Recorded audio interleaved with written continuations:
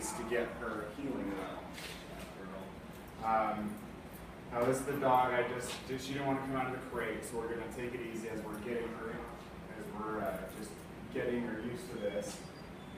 Yeah, we're on an Educator 300 TS, and we're going to start at 3. And I'm just going to do pressure when she's at a hill position, and release that pressure, and praise her when she's in position. Well, jump. Good. Good girl. Good girl. We're going to do this in baby steps. She doesn't need to be healing perfect the whole time.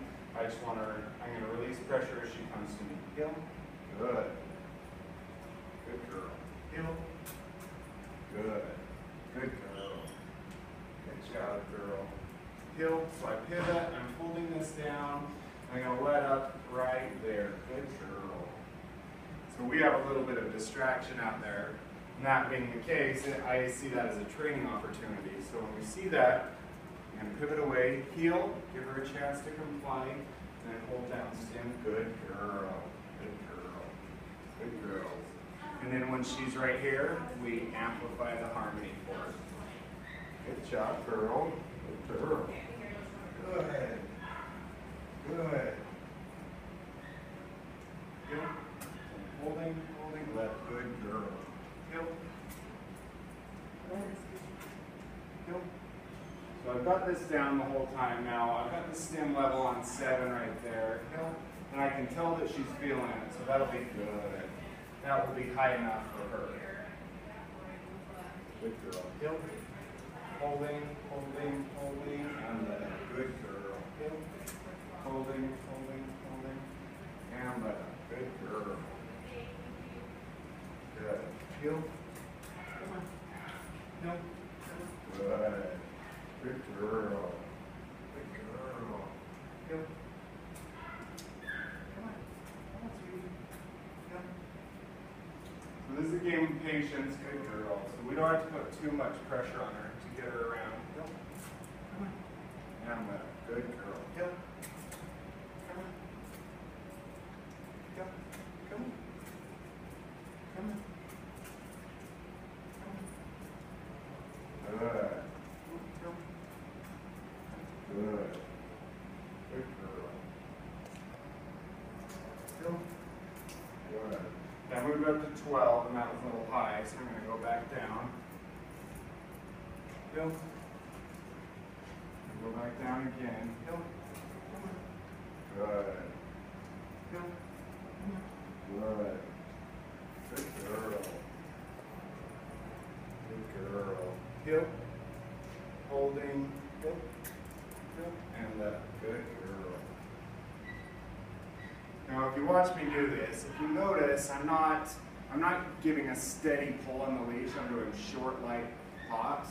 When I do a steady pull on a leash with the dog, what it does, it creates opposition reflex. It gives them something to lean against to go away from you. So I would say one of the bigger mistakes people can make with their dogs is they let that leash go tight. As soon as we let that leash go tight, we're creating a habit with the dog, which is going to the end of that leash. When we use short pops, even if they're light, it tells the dog there's something you need to fix here. So we make them be proactive and come into hill position. Good job, hill. Holding, hill, let up. Good girl. Hill, let up. Good girl. Good job, girl. Hill, hill. Good. Good girl. Yes, good girl.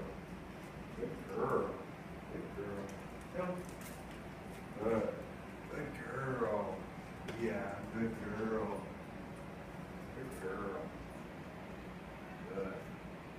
Good girl. Hill. Hill. Good. Good girl. Good job, girl. Hill. Good girl, right there. Hill. Come on. Good girl. Good girl. Good girl.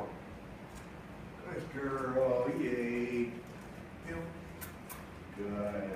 Good girl.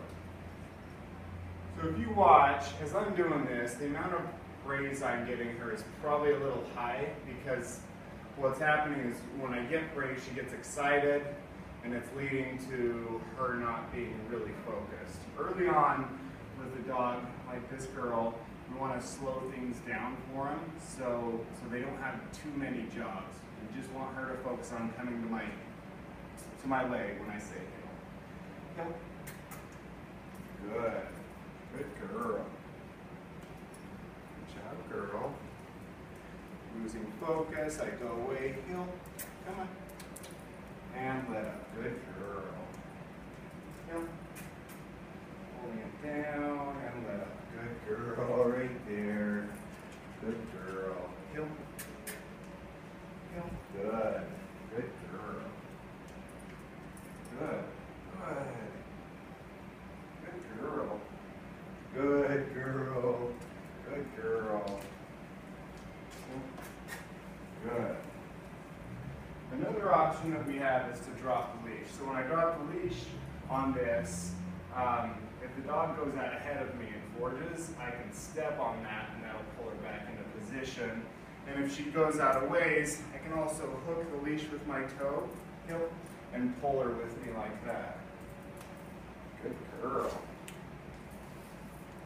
Good girl. Heel. Good. Good girl. Good girl. So when you drop the leash, you open up your hands for body language. So a dog is going to come to you when you pat your leg and go away from it. Whereas if you're pulling a leash, it can look a little more intimidating. Heel. Good girl. Heel. Holding, holding, and let up. Good girl. Good girl. Good girl. Heel. Holding, holding. Heel. Come on. So I'm going to keep holding this. Now what we've got is a dog that's itching, so I'm not going to let up. Good. While they're itching. So if itching their neck becomes a viable way for them to shut off e-collar stim, they're likely to do that often, and we don't want to start them down that road. Good girl. Good girl. Heel. Told her heel. Gave her the option. Heel. Come on. Heel. I went to red button there, so that went up to 12. Good girl. Good girl. Heel. Good. Good girl. Good girl. Good girl. Heel. Holding. Heel. Come on, sweetie. Come on, sweetie. Good girl. Yay. Good job. Good girl. Good girl. Heel. Holding and let up. Good girl. Good girl. Heel. So I just want to do this for a couple more times. Heel. Good. And because I can tell just watching her, I've about worked her too long. So I can see that she can resolve stim by coming close to my leg. And so that's all I wanted to teach her this first session. So I'm going to do a couple more. Heel, stim, and let up. Good girl. Good girl. Good job. Good girl. Good. Good girl. Okay. Yay. Good job. So I'm actually going to end on that note because she gave me awesome focus. So what we saw is her following me around for a solid 5 seconds. That told us that she was doing exactly what we wanted her to do. Good girl. Yeah, good girl. And so even though this is a dog that is sensitive and can think the sky is falling, if you're fair and clear, even if you're putting pressure on a dog, you're doing it in a humane way with no anger and just pure communication, the dogs will love you and respect you.